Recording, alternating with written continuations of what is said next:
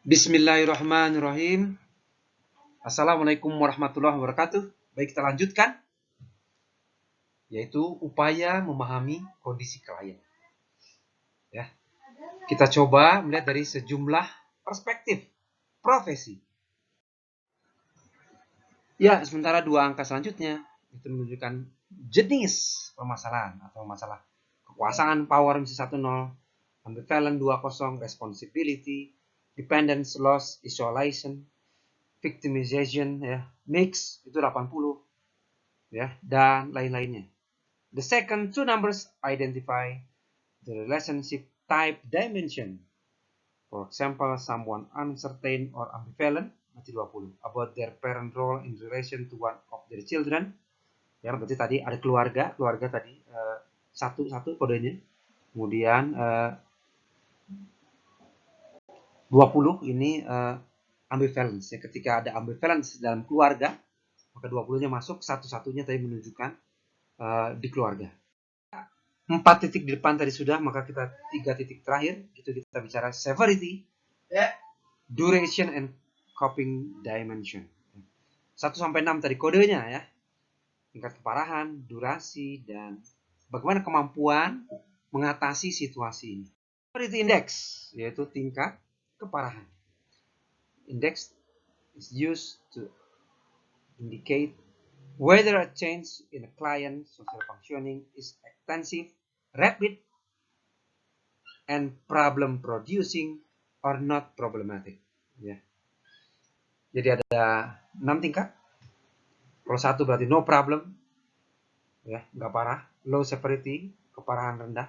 Atau sampai 6 itu catastrophic. Setelah 5 very high. Ya, duration index disepakati, ya. Kalau 1 berarti di atas 5 tahun, 2 1 sampai 5 tahun, 3 setengah sampai 1 tahun, dan lain-lainnya.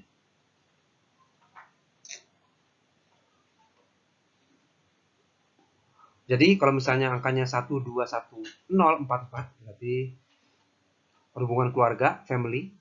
Apa itu hubungan keluarganya? 2 adalah spouse tadi. Ya, jenis permasalahannya. Power type, ya, tadi ya. Dari masalah power, kekuasaan. Kemudian tingkat keparahannya 4 atau high severity, dan duration indexnya itu 4. Ya, berarti 1 sampai 6 bulan. Itu kurang lebih tadi bacanya. Tinggal coping index, ya. Cara dia atau bagaimana kita menilai bagaimana klien tersebut menyelesaikan masalahnya. Ya. Dari mulai outstanding, average, adequate, inadequate, ya, plus minus, sampai no coping skill sama sekali. Kira-kira begitu, ya. Jadi ketepatan dia, kemampuan klien dalam mengatasi situasi yang sedang terjadi, gitu ya. Ya, inilah dia. Kalau 1, 2, 5, 4, 24 berarti tadi 1 menunjukkan keluarga, 2 menunjukkan pasangan atau spouse-nya, jenis masalah, severity, duration, dan coping level. Okay.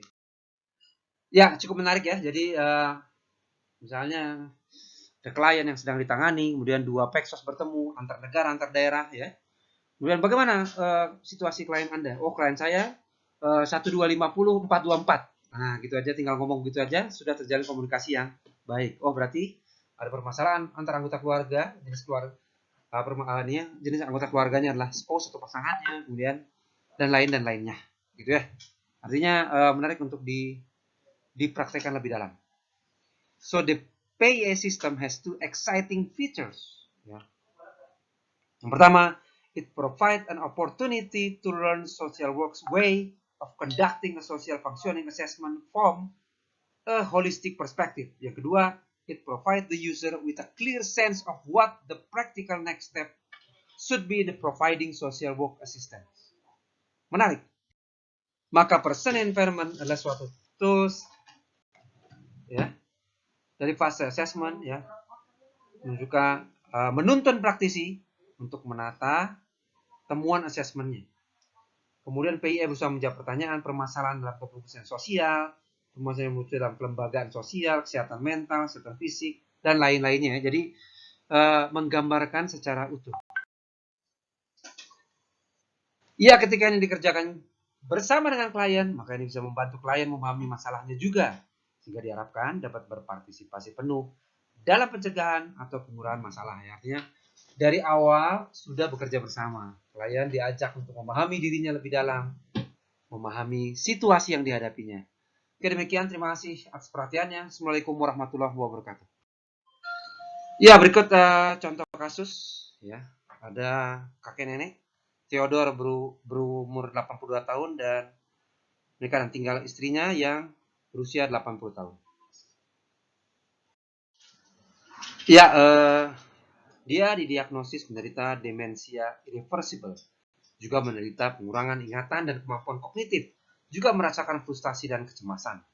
Ia telah menjalani serangkaian treatment di rumah sakit, dan mulai belajar mengatasi rasa malu terkait hasil pemeriksaan rumah sakit. Ia juga merasa bahwa istrinya telah stres dalam mengurus dirinya. Berikut sejumlah informasi tambahan terkait demensia, yaitu yang istilah yang digunakan untuk menjelaskan penurunan fungsional yang disebabkan oleh kelainan yang terjadi pada otak. Bukan berupa penyakit, bukan berupa sindrom. Pikun merupakan gejala umum demensia ya. Dan selanjutnya untuk memahami apa itu demensia silahkan dapat dibaca. Ya, lalu psikosis merupakan gangguan tirikan pribadi yang menyebabkan ketidakmampuan seorang menilai realita dengan fantasi dirinya. Hasilnya terdapat realita baru versi orang psikosis tersebut. Ya. Psikosis adalah suatu kumpulan gejala atau sindrom yang berhubungan dengan gangguan psikiatri lainnya, tapi gejala tersebut bukan merupakan gejala spesifik penyakit tersebut. Ya. Dan selanjutnya.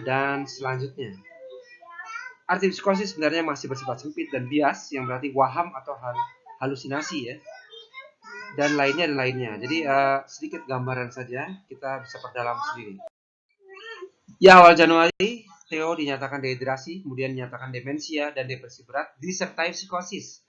Karena psikiatris sebelumnya tidak dapat dikontak, maka laporan kesehatan juga tidak dapat diakses. Kemudian dapat diakses kembali, namun psikosisnya tidak dapat dipelajari lebih dalam. Nah, kemudian mulai disimpulkan bahwa Theo direfer pada psikiatri karena vegetative symptom of depression. Namun demikian, simptomnya tidak terdeskripsikan dengan baik karena baik intensitas maupun durasinya. Ya, ini contoh kasus ya yang memang agak sulit kemudian dikuantifikasi seperti sebelumnya.